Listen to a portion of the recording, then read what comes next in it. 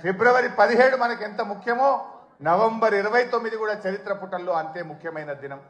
ఆనాడు కేసీఆర్ గారు ఇంకా లాభం లేదు, కేసీఆర్ చచ్చుడో తెలంగాణ వచ్చుడో, అయితే తెలంగాణ జైత్రయాత్ర లేదంటే నా శవయాత్ర అని చెప్పి ఆమరణ నిరాహార దీక్ష కూర్చున్నటువంటి నాయకుడు మనం చూసాం.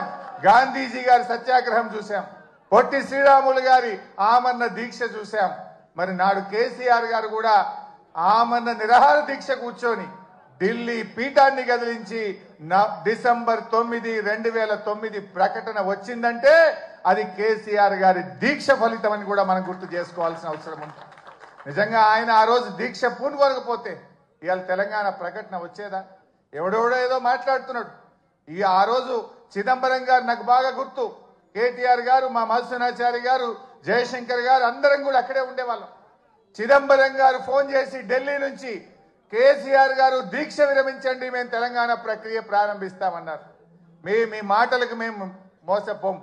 మీరు స్పష్టంగా ఢిల్లీ నుంచి తెలంగాణ రాష్ట్ర ఏర్పాటు ప్రక్రియ ప్రారంభిస్తున్నామని స్పష్టమైన ప్రకటన కేంద్ర ప్రభుత్వం నుంచి చెప్తే తప్ప నా దీక్ష విరమించను అని చెప్పి కేసీఆర్ గారు చెప్పింది.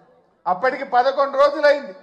మనిషి ఆ మంచం మీద నుంచి ఒక్కొక్కసారి వణుకుతో దాదాపు హాఫ్ ఫీట్ ఎగురుతా ఉండే బాడీ, తన కంట్రోల్లో తాను లేదు.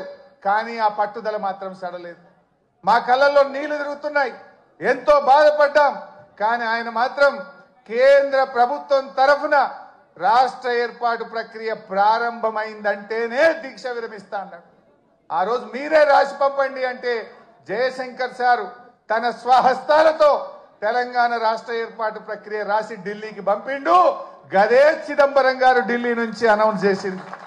అది ఆ రకంగా తెలంగాణ తెచ్చుకున్నాం.